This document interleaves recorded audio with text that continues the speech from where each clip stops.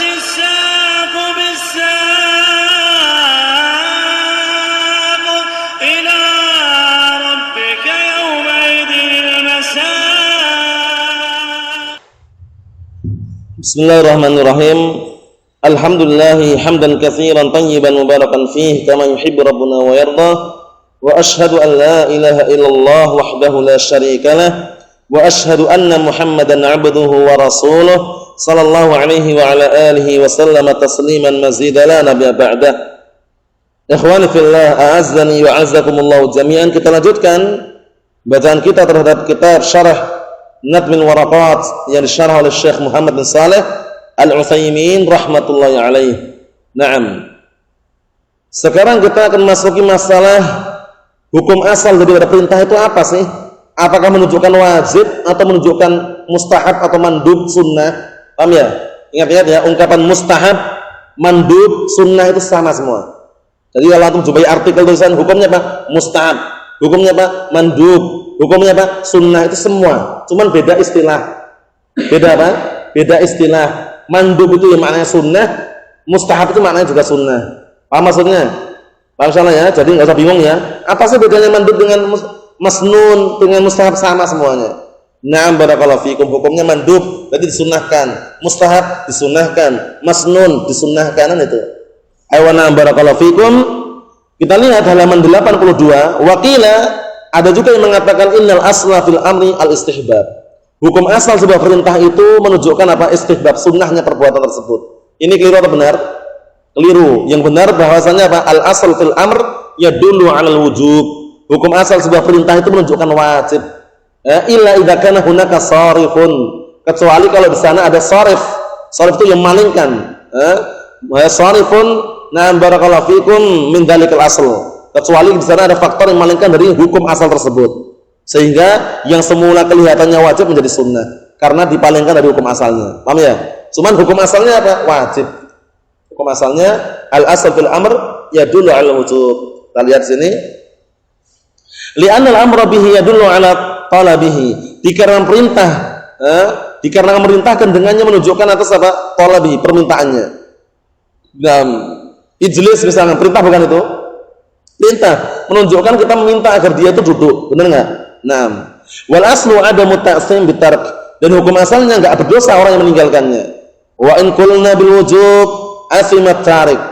Dan jika kita katakan bahwasannya hukum asal perintah adalah wajib, niscaya yang meninggalkan itu berdosa. Fanaqul, kita katakan innal asla adamu ta'sim. Kita katakan bahwasanya hukum asalnya dia tidak berdosa. Wa in qulna annahu 'asa wa khalafa. Dan jika barakallahu fikum, walaupun kita katakan annahu 'asa wa khalafa, walaupun dia bermaksiat atau menyelisih, lakinil asl, akan tapi hukum asalnya adamu ta'sim, dia tidak berdosa. Paham ya? Hukum asalnya tidak berdosa. Cuman kalau dia menyelisih dengan meyakini dan juga barakallahu fikum dengan istilah niatan-niatan yang lainnya, maka barulah dia nanti mendapatkan dosa. Kita lihat di sini. Wa ajabu 'anil ayah, namun kita dan mereka menjawab ayat yang ada, falyahdharil ladzina yukhalifuna an amrih an tusibahum fitnah aw yusibahum adzabun alim. Maka hendaknya orang-orang yang mereka menyelisih dari perintah Rasulullah SAW, mereka hendaknya berhati-hati akan ditimpa padanya sebuah fitnah, bala, ujian, malapetaka atau adab yang pedih. Annallahu ta'ala lam yaqul, Allah Ta'ala tidak mengatakan di situ dalam ayat falyahdharil ladzina yukhalifuna amrah. Bukan tidak mengatakan maka hendaknya berhati-hati orang-orang yang menyelisih perintahnya. Paham ya? Karena adanya an amrih, ada annya di situ. Wal farqu bainahuma wadih, perbedaan antara keduanya wadih. Barakallahu fiikum, jelas sekali. Li'anna an amrih ay raghibina anhu, maksudnya an amrih itu maknanya adalah orang-orang yang benci terhadap perintah syariatnya. Jadi meninggalkannya itu dalam keadaan apa? Benci gitu loh. Itu kalau ada annya. Wa farqu baina barakallahu fiikum, wa farqun baina man ya'si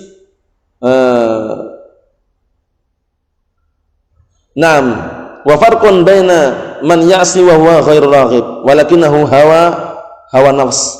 Hawa nafs maksudnya apa? Beda antara orang yang bermaksiat dalam keadaan dia tidak apa? tidak menginginkannya. Dalam artian dia tidak membencinya, cuman dia mungkin dipaksa misalnya, ya enggak? Atau munculnya bukan karena barakallahu fikum istilahnya membenci, tapi karena hawa nafsu. Wa bainar raghib anhu az-zahid fi, berbeda dengan barakallahu fikum atau wa furriqa ya.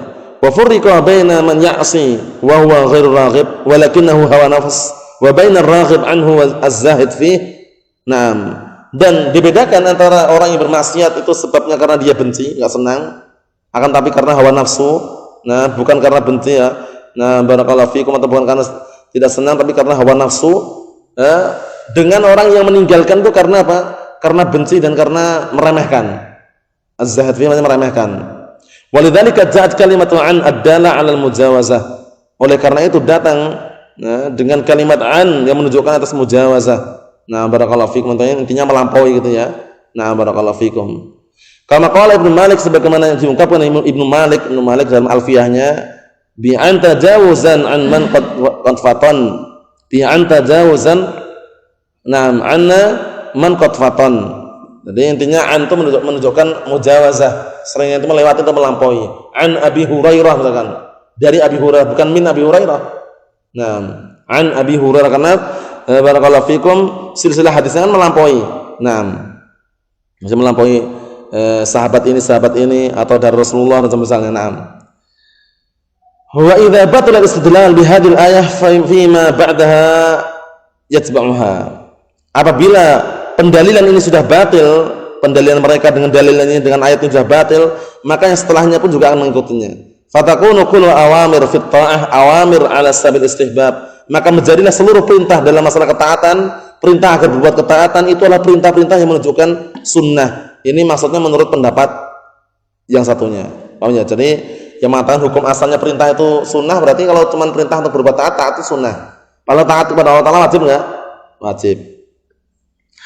Wa farraqa ba'dul ulama rahimahumullah faqalu amma ma sya'nuhu at-ta'abbud fal amru bihi 'ala sabil wujub. Sebagian ulama merinci, membedakan, sebagian ulama mereka membedakan rahimahumullah faqalu, mereka mengatakan adapun perintah yang keadaannya itu adalah mengandung makna at-ta'abbud, ma sya'nu at-ta'abbud, yaitu perkara yang barakallahu fikum berkaitan masalah urusan ta'abbud, beribadah, fal amru bihi 'ala sabil wujub, berarti perintah itu menunjukkan wajib.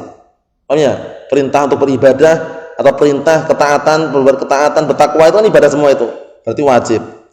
Li'anna hadha huwa alladhi khalaqana lahu. Dikarenakan inilah yang barakallahu fikum, li'anna hadha huwa alladhi khuliqna lahu. Dikarenakan hal inilah yang kita diciptakan untuknya, untuk beribadah maksudnya. Liqaulihi ta'ala wa ma khalaqtul jinna wal insa illa liya'budun. Apa maksudnya ya? Sebagaimana firman Allah Subhanahu wa taala, dan tidaklah kuciptakan jin dan manusia melainkan agar mereka beribadah kepadaku. Wa ma kana sabiluhu al akhlaq wal adab.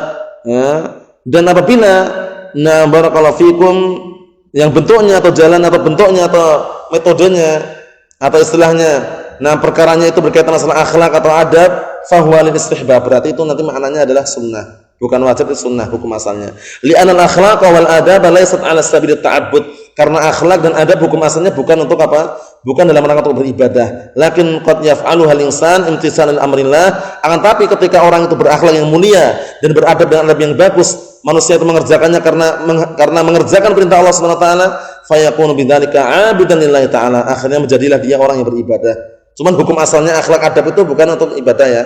Cuman kalau dia misalkan berakhlak yang mulia atau istilahnya beradab dengan adab yang baik, tapi dalam rangka menerapkan menjalankan perintah Allah, dapat pahala kan ya?